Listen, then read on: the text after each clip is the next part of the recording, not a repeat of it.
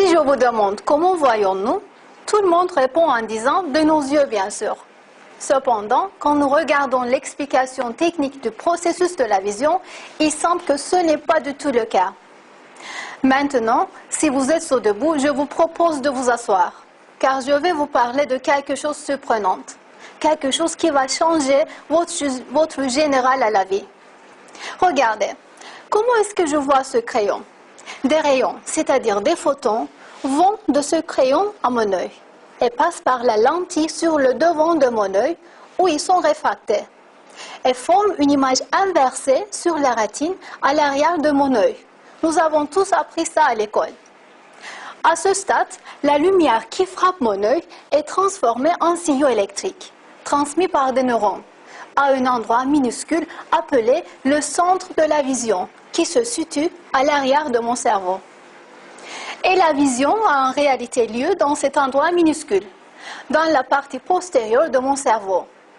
Lorsque nous disons « nous voyons », nous observons en réalité l'ensemble des signaux électriques dans notre cerveau. Donc, voir n'est pas un processus qui se réalise dans l'œil, mais dans notre cerveau. Notre œil n'est que l'organe de nos sens qui sert de moyen dans le processus de la vision. La matière n'est en vérité qu'une illusion. Et toutes les images que nous voyons dans notre vie sont formées dans notre centre de la vision. Dans un endroit de la taille d'une noix, elle ne compte que quelques centimètres cubes du volume du cerveau. Un livre que vous tenez entre les mains, l'écran de l'ordinateur que vous êtes en train de regarder maintenant, l'immensité du paysage que vous voyez quand vous regardez l'horizon, la mer sans fin et une foule de gens en dehors, tous se forment dans cet espace minuscule. En plus, le cerveau est complètement isolé de la lumière. L'intérieur de cet espace, que l'on appelle le centre de la vision, est un endroit complètement sombre où la lumière ne pénètre jamais. Et malgré cela, vous arrivez à voir un monde fait de couleurs et de lumière dans cette obscurité totale. La même situation s'applique à tous nos autres sens.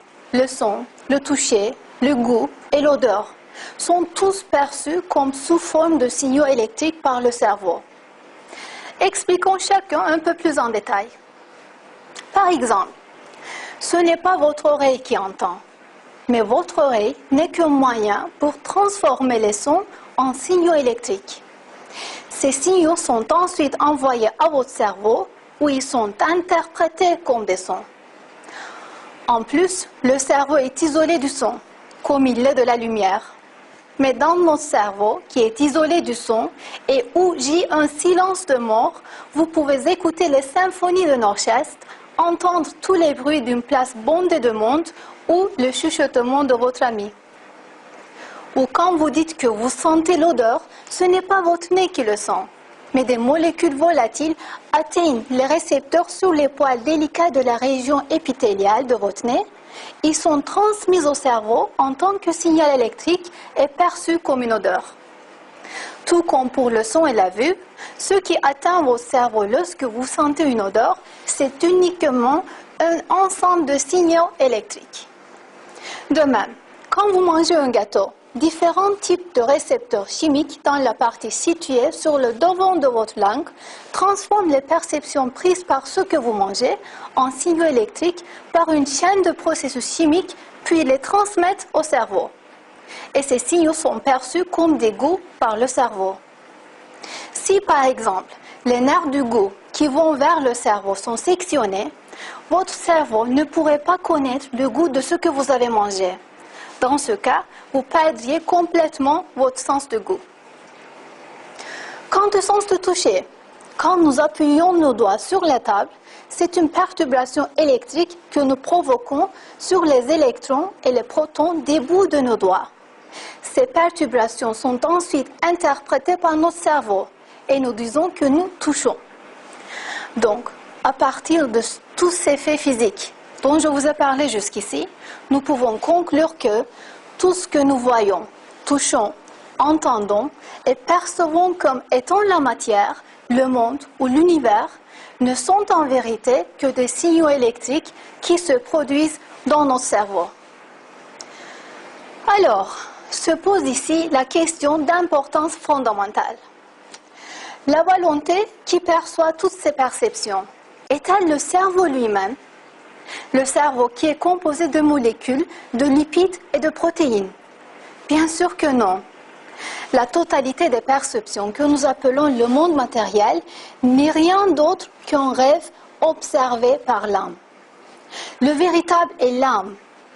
La matière consiste uniquement en perceptions visualisées par l'âme. Si ces perceptions ne vous sont pas données, vous ne pourrez ni voir, ni sentir, ni goûter ou ni toucher. Par exemple, vous regardez la télévision. Vous savez qu'il y a un centre qui envoie les signaux sur cette télévision. Et ceux que vous voyez sont transformés sur votre écran. Si ce centre se ferme et ne fonctionne plus, vous ne pourrez rien voir sur l'écran. Les images y sont montrées aussi longtemps que le signal continue à être émis par ce centre. Alors, qui donc fait que notre âme voit les choses, les étoiles, la terre, les plantes, les gens, nos corps même et tout ce que nous voyons? Qui peut voir ça? Il est tout à fait évident qu'il y a un créateur. Hi, I'm Jerry Andrus. I'm very interested in how our human brains work, and I'm standing inside what I call Box Impossible. And if you'll look, maybe you'll see that there seems to be something wrong with it. Here is a picture of just ordinary fluffy clouds, and now I'm going to spin this trizonal space warper, and I'm going to have you stare right at the center of it for 20 seconds. You keep staring right at the center of this trizonal space warper.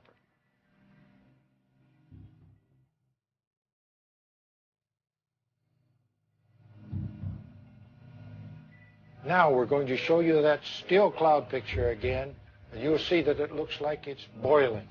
There's nothing moving about it at all. It just looks like it's boiling because you've been staring at the space warper disk.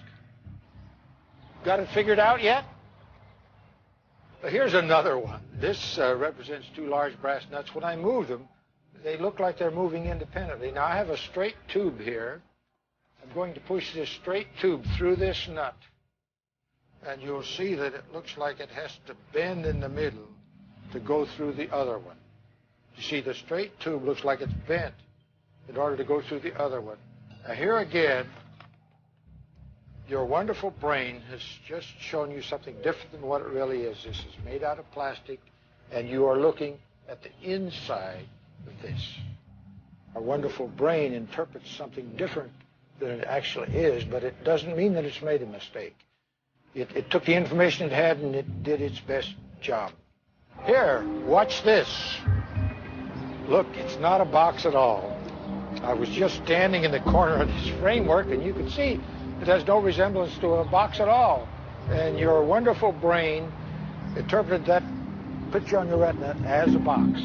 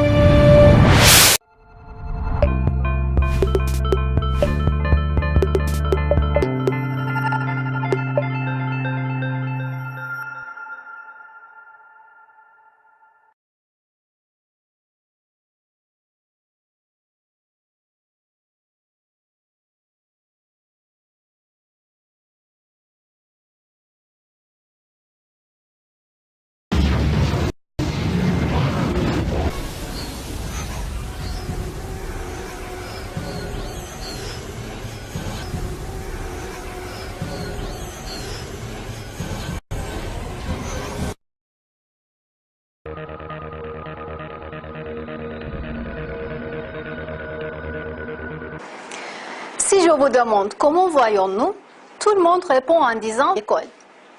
À ce stade, la lumière qui frappe mon œil est transformée en signaux électriques, transmis par des neurones, à un endroit minuscule appelé le centre de la vision, qui se situe à l'arrière de mon cerveau.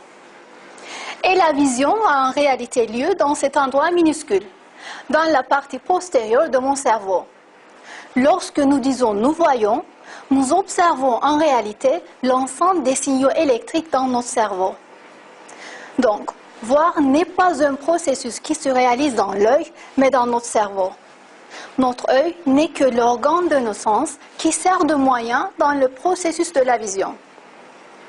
La matière n'est en vérité qu'une illusion. Et toutes les images que nous voyons dans notre vie sont formées dans notre centre de la vision. Dans un endroit de la taille d'une noix, elle ne compte que quelques centimètres cubes du volume du cerveau. Un livre que vous tenez entre les mains, l'écran de l'ordinateur que vous êtes en train de regarder maintenant, l'immensité du paysage que vous voyez quand vous regardez l'horizon, la mer sans fin et une foule de gens en dehors, tous se forment dans cet espace minuscule. En plus, le cerveau est complètement isolé.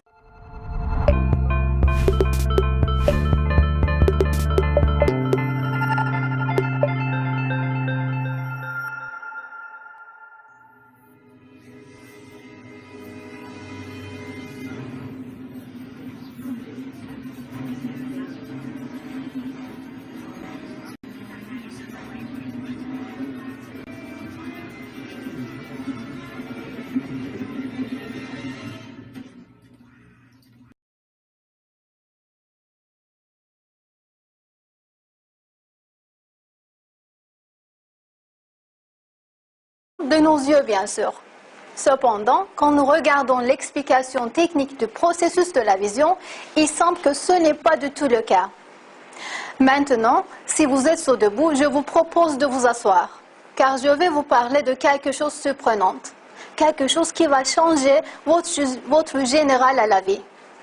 Regardez, comment est-ce que je vois ce crayon? Des rayons, c'est-à-dire des photons, vont de ce crayon à mon œil et passent par la lentille sur le devant de mon œil où ils sont réfractés et forment une image inversée sur la rétine à l'arrière de mon œil. Nous avons tous appris ça à l'école.